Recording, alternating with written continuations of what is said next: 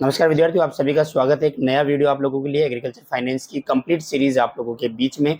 आज topic number 2 जो इस पे हम डिस्कस करेंगे एग्रीकल्चर क्रेडिट। इसमें हम मीनिंग को जानेंगे, डेफिनेशन को समझेंगे, नीड क्या है और साथ ही साथ में इसका क्लासिफिकेशन जो है उसको समझेंगे। एग्जाम के पॉइंट ऑफ व्यू से बहुत इंपॉर्टेंट ये टॉपिक रहने वाला है। चलिए सबसे पहले देख लीजिए, क्रेडिट जो शब्द है इसको हिंदी में हम ऋण बोलते हैं, साख बोलते हैं।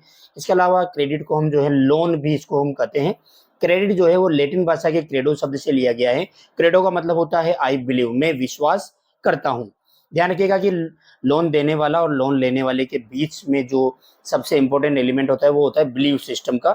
एक दूसरे के ऊपर फेथ करते हैं, पैसा देने वाला भी फेथ करता है पैसा लेने वाले के ऊपर, और पैसा लेने वाला जो है टाइम पर उसको वापस कर दे। ध्यान रखिएगा एग्जाम में आपको देखने को मिलेगा कि loan credit also known as loan. चलिए एक सिंपल सा जो है आपको ध्यान में रखना है कि इसका definition, credit or loan is certain amount of money which is provided on certain purpose on certain condition with some interest which we can repay sooner or later। बहुत सिंपल सा जो है ये डेफिनेशन है। इसके अलावा गालब्रेथ का जो डेफिनेशन है वो आपको अच्छे से ध्यान रखना है। गालब्रेथ ने बहुत अच्छा सा डिफाइन किया है कि temporary transfer of assets from who has to who has not, यानी कि जिसके पास में धन है से जिसके पास में नहीं है, अगर अस्थायी रूप से पैसे का स्थानांतरण होता है वो क्रेडिट या जो है फाइनेंस कहलाता है। नीड ऑफ एग्रीकल्चर क्रेडिट, ध्यान रखिएगा कि किस में ऋण, कृषि ऋण की आवश्यकता होती है। सबसे पहले एग्रीकल्चर इनपुट खरीदने के लिए ऋण की आवश्यकता होती है, जैसे बीज हो गया, खाद हो गया, दवाइयाँ हो गई, पशुओं के लिए जो है चारा इत्यादि जो फूडर फीड है वो परचेज करने के लिए हमें आवश्यकता होती है। फार्मर्स की कोई भी ऐसी परिस्थिति हो जाती है जिसमें फाइनेंशियल उसके सपोर्ट की आवश्यकता होती है, उसके लिए होता है। भूमि को खरीदने के लिए जो है हमें एग्रीकल्चर क्रेडिट की जरूरत पड़ती है। भूमि सुधार के लिए हमको एग्रीकल्चर क्रेडिट की जरूरत पड़ती है।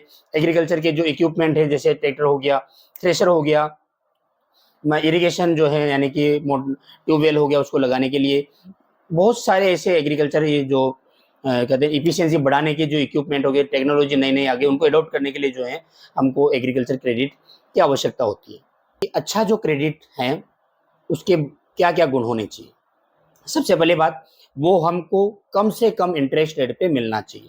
दूसरी चीज आपको ध्यान रखना चाहिए कि फार्मर के लिए गुड क्रेडिट जो है यानी कि अच्छा ऋण जो है वो उसमें ये गुण होना चाहिए कि वो सही समय पर मिले, जिससे कि फार्मर समय रहते हुए जो एग्रीकल्चर जो प्रैक्टिस है, एग्रीकल्चर के जो कार्य हैं, जो उसको फसल वो जो ले रहा है वो टाइमली उससे जो है सीड, फर्टिलाइजर, इंसेक्टिसाइड, पेस्टिसाइड को वो परचेज कर सके। साथ ही साथ में इसको रीपेमेंट प्लान जो है वो बहुत अच्छा होना चाहिए।